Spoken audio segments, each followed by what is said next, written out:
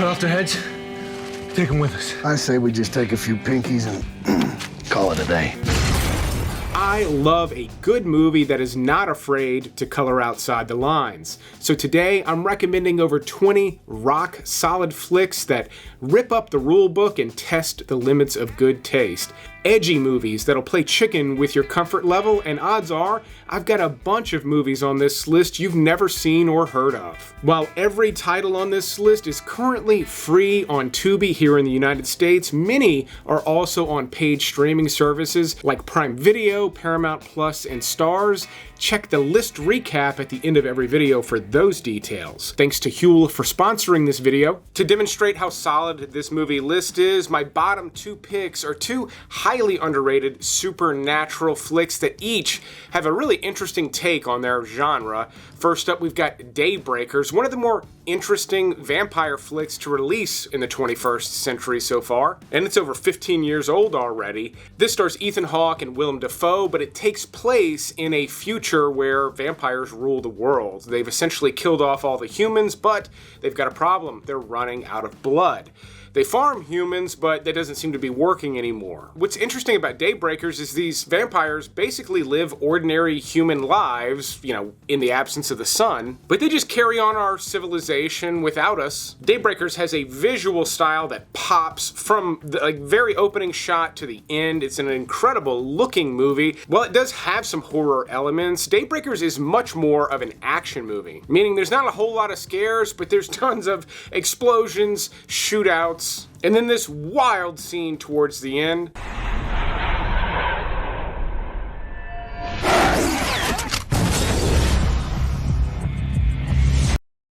Like I said, one of the cooler vampire flicks to release this century. And then they also have Brightburn on Tubi for the first time. If you never heard about this one, it's an incredible take on the Superman lore.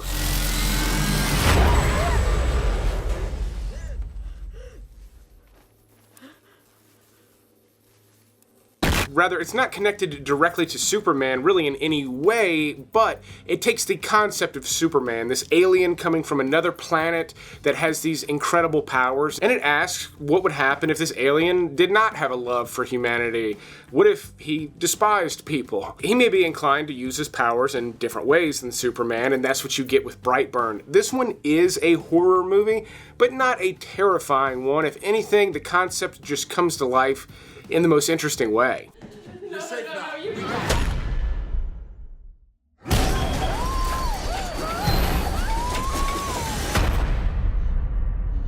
The next two on this list are both admittedly B-level movies with maybe even subpar acting, which I'll mention, but they're both gangster flicks, but not the kind you're thinking. First up, we've got Hell Ride, which is a hell of a biker gang flick. Eeny, meeny, miny, moe. I'm in. This was written and directed by Larry Bishop, who's the main character, but you've also got Michael Madsen, Vinnie Jones, Dennis Hopper, and David Carradine in a raunchy and uber-violent desert motorcycle movie. Yes, it's cheesy, it's cliche, there is weak acting in it, but the movie is incredibly self-aware. It knows what it is. If you like that grindhouse vibe, Hell Ride is a hell of a watch.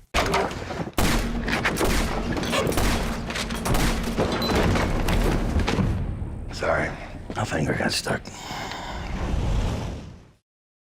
And then one of my favorite hood flicks of all time, one of my favorites, Belly. This was released in 1998, stars both Nas and DMX. Neither one of them can act. This movie is so well done, it does not matter. The cinematography is incredible and still looks very low budget. And it's a gangster epic. I mean, I do love this movie more than classics like Menace to Society. I just find it to be wildly entertaining. Again, that visual style that just pops. And even though Nas and DMX are not very good actors in it, I still enjoy watching them in it, and I'm not necessarily big fans of theirs. This movie is just slick as hell. I'm not saying it has the best opening credit scene, but it certainly has like one of the coolest in movie history. It's one of those awesome flicks every movie buff should see, but if you're just kind of a fan of the gangster movie genre and you somehow missed Belly, definitely watch it out. Just, remember some of the things I said about it. And then we've got what I think is one of Tom Cruise's most underrated movies in recent memory,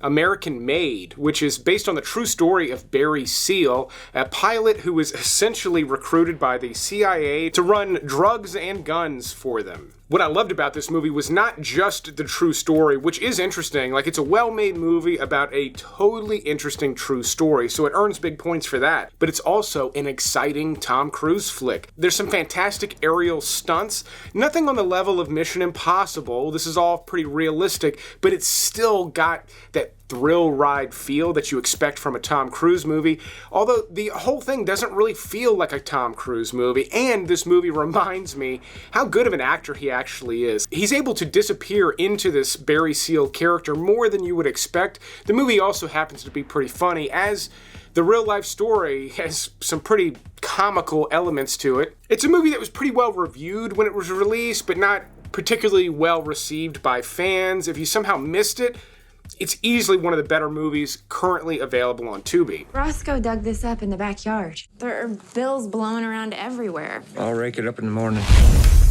Coming up, we've got shootouts, some sci-fi, adult film stars, Excuse me? and a couple of double features I can't wait to recommend. Before that, I do want to tell you about today's sponsor, Huel. And that's because Huel Black Edition Powder is so much more than a protein shake. While it is protein rich, Huel offers balanced nutrition with fats, carbs, fiber, vitamins, and minerals. Huel also helps support a healthy immune system with vitamin C, reduces tiredness and fatigue with vitamin B12, and even helps support healthy digestion with calcium. I love having Huel on hand around the house. It's a quick meal I can reach for that satisfies me and also loads me up with better nutrition than fast food while being faster and more affordable. And Huel tastes great. It comes in multiple flavors. I actually think they're all delicious, but I'm partial to chocolate. Huel also just launched Daily Greens RTD for ready to drink, which is a delicious green drink developed by registered nutritionists and dietitians, loaded with 42 vitamins, minerals, and superfoods. With 4 grams of fiber, 1 gram of sugar, and only 25 calories per can. I love drinking one of these. If I've maybe had a couple of unhealthy meals back to back, I feel like I'm catching up on the nutrients I missed. And right now, my viewers can get 15% off of Huel's newest and existing products when they follow my link down in the video description or use this QR code. Don't forget to use my code DVD10, that's DVD10 at checkout. Again, that's going to get you 15% off your first order. If you already take protein shakes on a regular basis, you've got to try Huel. It is loaded with way more nutrients than your typical protein shake. So again, use DVD10 at checkout to get 15% off your first order. It's a product I highly recommend, but speaking of things I highly recommend, let's get to the best movies on this list. Back when Bruce Willis was like the hottest thing in action movies, he did one knockdown, drag-out western that is still loads of fun to watch, titled Last Man Standing. Now, this is long before the days of John Wick. It does not have the same type of fight choreography we've come to expect in our action movies. Rather, just explosive, unhinged shootouts with debris, bullets flying everywhere, hardly any reloading, Tommy guns. Hell, you've got a red-headed, scarred-up Christopher Walken toting a Tommy gun in this thing. And it's loosely based on Akira Kurosawa's Yojimbo, as was Fistful of Dollars. Last Man Standing is also a gangster movie. Bruce Willis rolls into this old western town that's actually run by 2 different gangs, and he's kind of stuck between the 2 of them. It's just awesome stuff from the 90s. I would put it on the same level as The Quick and the Dead. Mads Mikkelsen has been a huge star for what seems like decades now, but in one of his earliest films, he plays a drug dealer, or more appropriately, a pusher in Pusher. Now, Pusher would go on to be a full trilogy, but this is one of the earlier films from Nicholas Winding Refn, who would go on to do Drive with Ryan Gosling. Before that, he did Valhalla Rising with Mads Mikkelsen. I'll say though, while Pusher is a good movie, it does not feel like a Nicholas Winding Refn flick. It feels almost like a documentary or a found footage flick. On one hand, it's done on a very low budget, but on the other hand, you're following around this pusher. It's got kind of an underbelly vibe, so the look and feel of this movie is totally appropriate. Plus, you get just this awesome early role from Mads Mikkelsen. Now, this movie is from Denmark. With it being on Tubi, you will have to read subtitles, but if you're not allergic to them and you love a good crime flick, Pusher's awesome stuff. There is a remake that Nicholas Winding Refn produced that's also pretty wicked, just doesn't have the same hard edge that the original does. Look, I'm gonna be straight with you. I'm an adult film actor.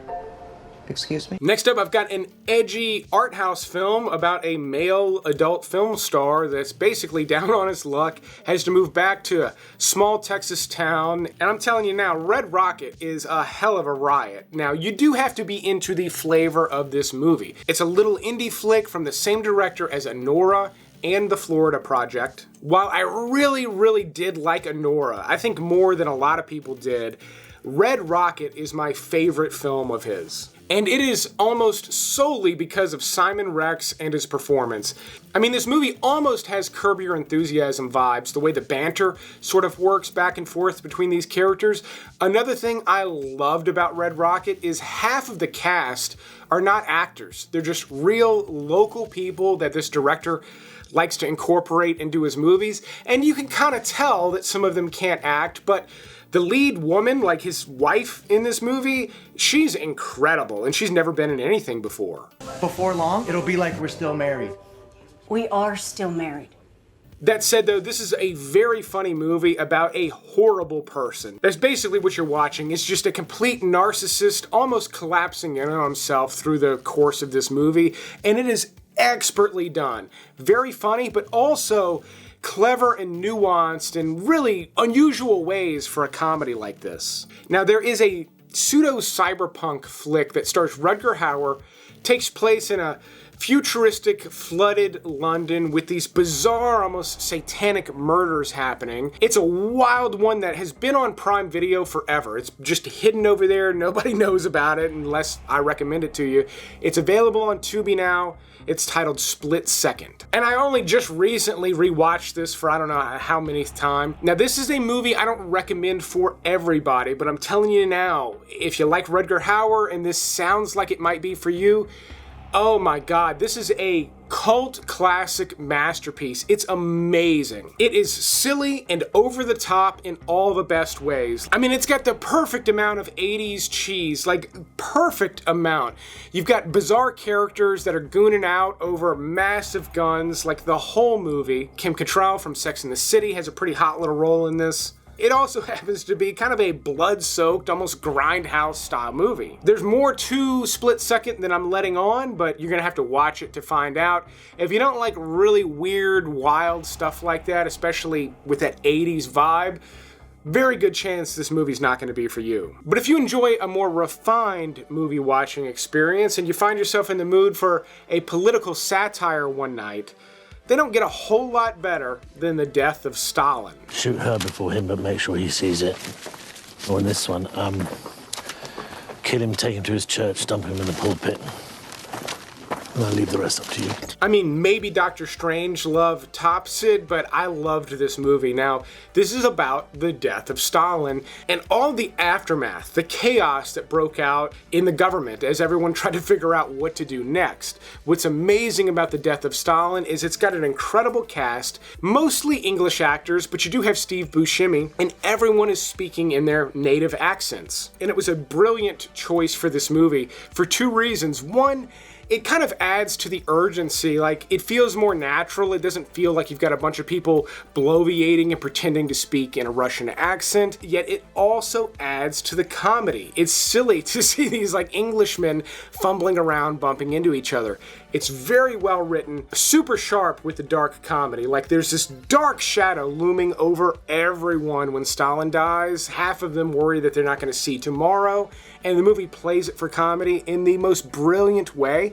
Like, it educates you on the dangers of this type of government while also being a total riot. When I said no problem, what I meant was no problem. Ignore me. Longtime subscribers know I'm a big Nicolas Cage fan, and one of the better, more straightforward dramas with one of the better, more straightforward characters he's done has got to be Matchstick Men, where he and Sam Rockwell, I love them as a pair, I wish they did more movies together, they play con men. Pretty slick con men too, like a very realistic portrayal of con men, but Nicolas Cage's character, even though I said he plays it straightforward, he has severe OCD. So while he presents as kind of a normal guy for most of the movie, he has some wildly unhinged moments like this one. Ever heard of a line? Hey, have you ever been dragged to the sidewalk and beat until you pissed blood? If you've never seen this movie, he also takes a young girl under his wing and sort of teaches her how to run cons. All of that stuff's wildly entertaining, and then ultimately, this movie's pretty intense. I'll say for a movie like this, Matchstick Men also has, like, surprisingly exceptional cinematography, probably because this is a Ridley Scott film, and in his filmography, Matchstick Men stands out. He didn't do a whole lot of other movies like this. Maybe he should have. It's awesome. Tubi also has one of my favorite Paul Walker flicks, not just one of my favorite Paul Walker flicks, a insanely underrated Paul Walker flick I love recommending on this channel whenever I see it available, Running Scared. Not to be confused with the Billy Crystal flick. This is an edgy crime movie where Paul Walker spends most of the movie running around all night, one night, trying to find a missing gun. A gun used in a crime that could end up sending him and his gangster buddies to jail for a long, long time. Just like some of the other movies on this list, Running Scared has a visual style that pops from the very first scene. I mean, this movie opens up with a shootout, shot in an incredible bombastic style, and the movie literally does not stop. It's also loaded with incredible over-the-top characters. You've got this weird pimp in a white suit, this weird Russian gangster who's obsessed with a John Wayne movie, The Cowboys. All sorts of like movie lover goodness is in Running Scared, and it's just an exciting non-stop thrill ride of a movie. I mean, Running Scared is a movie that would be #1 on almost any list I would make here on the channel, but I've still got 7 movies on this list ahead of it. To prove it, next up we've got what I think is John Carpenter's most underrated movie, In the Mouth of Madness. One will drive you absolutely mad. So I'm told. And my goodness, is this a hard movie to explain, but I'll try. Sam Neill plays a guy who's investigating a horror writer named Sutter Kane, same initials as Stephen King. The cover art on his paperback books even looks like Stephen King books. But Sam Neill's character has to go out and find this guy, and it's in this small town, and there's all sorts of bizarro stuff happening. Very H.P. Lovecraft type stuff, like creatures and beasts coming from another dimension type stuff. This one too, visually stunning at times with some really great little camera tricks. Stan Winston designed monsters for this movie. It's got a totally original story I can't think of anything else quite like it. This is a movie I love watching and recommending around Halloween time. I know we're past that now, but it's still awesome to see In the Mouth of Madness for free on Tubi. And then my number 6 pick also demonstrates what a rockin' list we've got here, because my next pick is not only an incredible World War II action movie, the sequel to Sisu hits theaters right now. I think it's in theaters this weekend. If you never saw Sisu, it takes place in Finland at the tail end of World War II. You follow this old prospector with a big bundle of gold. He runs into some rogue Nazis sort of making their way across Finland again at the tail end of the war. And he faces off with them John Wick style through the entire movie. I say John Wick style. The action in Sisu is completely unhinged, very well done, I might add. And I don't just mean like the fight choreography and the shootouts are shot well. I mean the way all of it was planned out is clever and entertaining. You never know what this guy is going to do next. And Sisu doesn't just have a John Wick vibe and an Inglourious Basterds vibe. It also feels kind of like a classic American Western. It's got almost everything I love and want to see in a movie. It goes over the top in the best way possible. I cannot wait to see the sequel. We might have a problem. With my next selection, I've got a low-budget thriller that is going to bring things down a notch. It's still edgy as hell. It's titled Blue Ruin. Now this is from Jeremy Saulnier, the same director as Green Room, a movie I think a lot more people saw. He did this prior, and it's just as much of a nail-biter as Green Room was. It is a little more subtle and a bit more slow-paced, but brutal when it needs to be. Blue Ruin is also surprisingly poignant, even though there's not a lot said in this movie. It's not a dialogue-heavy flick by any means. Blue Ruin is a movie I love recommending to people who love discovering little hidden gem thrillers. If that sounds like you, Blue Ruin is top-notch stuff. If you're into more action, there's tons of it on this list. But my number 4 selection and my number 3 selection on this list are both double features. My number 4 selection starts with Brawl and Cell Block 99, an incredible sort of retro style movie starring Vince Vaughn as a gangster basically, but not just any gangster, like a low level guy that's really kind of struggling to make things work. He plays an incredible character. Very subtle performance from him, does not feel like a typical Vince Vaughn performance, but I thought he killed it in this movie. Try and open that gate or gas me, I'll murder them both. He'll do it efficiently. And I'll warn you up front, Brawl and Cell Block 99 has a pretty slow pace for the first half, almost a full hour of the movie. Not too slow. I found it to be interesting, loved the vibe, loved what Vince Vaughn was doing, but halfway, almost to the minute, halfway through this movie, something changes, and this movie has a completely different feel. It becomes an entirely different movie. You also get an incredibly kind of weird, wild role from Don Johnson, and some satisfyingly brutal violence. I mean, there are some brawls in Brawl and Cell Block 99, as well as original music from the OJs that they made for this movie. So just like a real authentic vintage feel with Brawl and Cell Block 99. I love this flick. And it's from director S. Craig Zahler, whose previous film is probably more well known, Bone Tomahawk. Another absolutely brutal movie with a slow front half, but it's totally unique unto itself. There's no other westerns like it. Incredible cast, great characters, just an amazing cult classic already. Be scared. I am a friend. You aren't. You had no cause.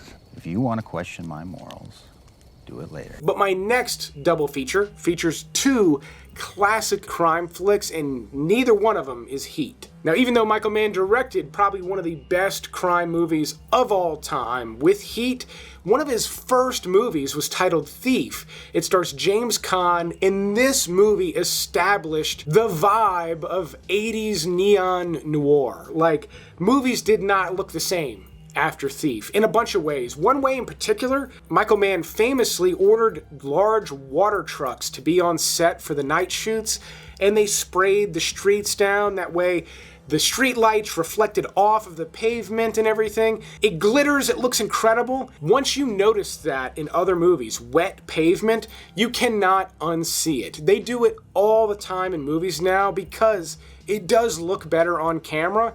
It was basically invented for this movie, as well as a whole bunch of other things that give you this amazing visual style that honestly just did not exist before Thief.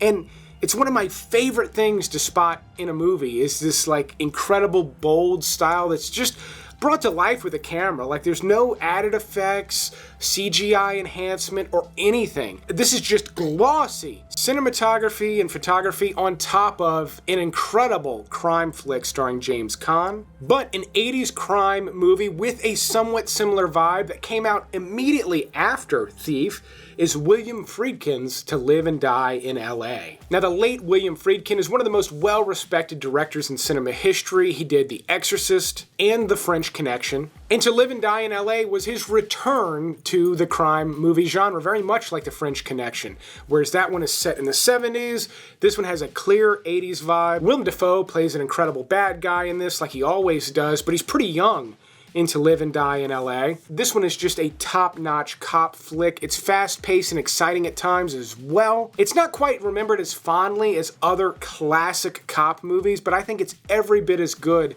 as classics like The Untouchables or Heat. Whew, this is a long list of some exciting movies, but my goodness, when you hear about my number 2 pick, you're not going to be surprised it topped all those other ones. It's easily the best film ever directed by legendary director John Woo, Hard Boiled.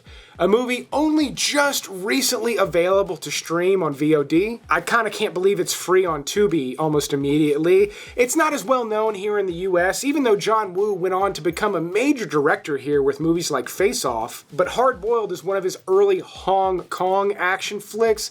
Not only does it have just an incredible style to it, but just like Sisu and Last Man Standing, Hard Boiled features some of the wildest, most unhinged shootouts. And they're not just chaos. They're beautifully orchestrated, like just exciting action, again with debris flying everywhere. I mean, by the end, Chow Yun-fat is running through shrapnel and broken glass holding a baby. It goes completely over the top, but it works for this movie from beginning to end. It is completely unique, yet just a wildly entertaining action flick. And then, believe it or not, my number 1 pick is going to take all of that stuff we just talked about, all those exciting action, shootouts and explosions and adult film stars, all that, and we're going to slow things way down for a pretty subtle movie that I happen to love, and it's been years since I mentioned it here on the channel. Mud. This stars Matthew McConaughey and is easily the best film from director Jeff Nichols, who also did Midnight Special, which I did feature on that sci-fi list last week. But this stars Matthew McConaughey as a man named Mud. He's kind of a scummy character hiding out on this little island in the middle of the Mississippi River. A couple of young boys end up discovering him and they decide to help him out. He's kind of got some things he has to do and he can't quite go into town, and so they begin running errands for him. Now, as shady as that sounds, Matthew McConaughey plays an incredible character in this. It's one of my favorite characters he's ever done, and he's done some amazing ones. But I also grew up playing in the woods in Mississippi, and I connected with this movie in a lot of ways that I don't know everyone will. That said, though, it's still a top-notch flick with an incredible cast. You've also got Reese Witherspoon, Sam Shepard, and Ty Sheridan, the young boy in this movie. He carries it. I mean, he is the main character, and he makes it work. I love everything about this flick. It's got some subtle crime elements that are almost in the background. Top-notch storytelling, acting, and the setting is one that I find, like, comfortably familiar. It's my top recommendation on the list, but here's a recap along with other streaming services currently hosting these same titles. If there's one you want to see and it's available on a paid service that you have, great. You don't have to watch the ads on Tubi, but if you do watch the ads on Tubi, I find them to be shorter and less frequent than other free streaming services. Thanks to Huel for sponsoring this video. Don't forget to check out their link in the description, but I'll keep making these videos as long as y'all keep watching them. Thanks for watching this Tubi list, and you will see me on the next one.